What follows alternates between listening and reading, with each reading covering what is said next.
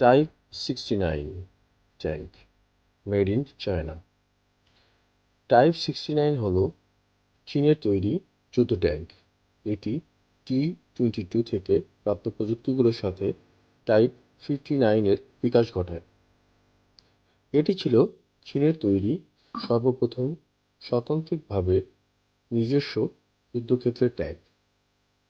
এর সাথে নতুন ইঞ্জিন, ব্যালিস্টিক কম্পিউটার এবং লেজার রেঞ্জ ফাইন্ডার যুক্ত করে ট্যাঙ্কটি আধুনিক করা হয়েছিল। এছাড়া 105 মিলিমিটারের রাইফেল বন্দুকের সাথে 79 ভেরিয়েন্ট সংযুক্ত করা ছিল, যা সাধারণত টাইপ 80 ট্যাঙ্কে পাওয়া যায়। চীন সোভিয়েত বিভক্তি হওয়ার পর সোভিয়েত ইউনিয়ন তার নিজস্ব প্রযুক্তিগত দক্ষ কর্মীদেরকে ফিরিয়ে নিয়েছিল। পাশাপাশি চীন অস্ত্রশিল্পকে সমর্থন করার জন্য আরও দূরে সরে গিয়েছিল। এর ফলে চীনের দেশীয় ট্যাঙ্কের বিকাশে উল্লেখযোগ্যভাবে স্থবিরতা দেখা যায়। 1963 সালে পিএলএ টাইপ 59 এর উপর ভিত্তি করে একটি নতুন ট্যাঙ্ক তৈরির অনুমোদন দেয়, যার নামকরণ করা হয় টাইপ 69। 1965 সালে উন্নয়নের লক্ষ্যগুলো নিয়ে চূড়ান্ত করা হয়েছিল এবং পরবর্তীতে অভ্যন্তরীণ WZ-121 নামকরণ করা হয়। 1966 সালে প্রথম প্রোটোটাইপটি বের করা হয়।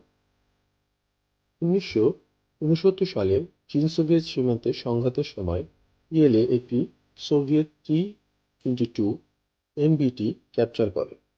ধরা ট্যাঙ্কটি পরীক্ষা করা হয়েছিল এবং এর কিছু উপাদান যেমন সোভিয়েত লুনা আইআর সার্চলাইট সিস্টেমটি অনুলিপি করে টাইপ 69 ডিজাইন করা হয়। প্রায় এক দশক ধরে হালনাগাদ ডিজাইন করার পর প্রথম স্বদেশীয় উন্নত একটি ট্যাঙ্ক পিএলএ তার বাহিনীতে হস্তান্তর করে।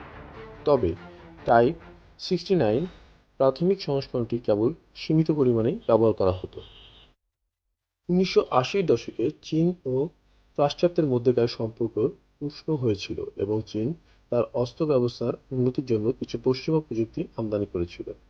টাইপ 69 পশ্চিমা সিস্টেমগুলো যেমন ব্রিটিশ, মার্কিনী এফসিএস এবং L7-105 মিলি বন্দুকের সাথে আপগ্রেড করা হয়েছিল।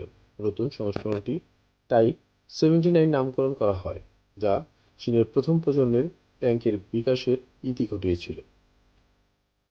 যদিও টাইপ 69 এর পারফরম্যান্স পিএলএ অসন্তুষ্ট ছিল, তবে এটি এখন পর্যন্ত চীনের অন্যতম সফল সাজোয়াজান রপ্তানিকারক হিসেবে শীর্ষে অবস্থান করছে। 1980-এর দশকে বিশ্বব্যাপী 2000-এর বেশি টাইপ 69 বিক্রি করা হয়েছিল। ট্যাঙ্কগুলোর দৃঢ়তা এবং স্বল্প খরচের জন্য এগুলো রফতানির বাজারে আকর্ষণীয় করে তোলে। চীন ইরান-ইরাক যুদ্ধের সময় উভয় পক্ষের কাছে কয়েকশো টাইপ 69 বিক্রি করে।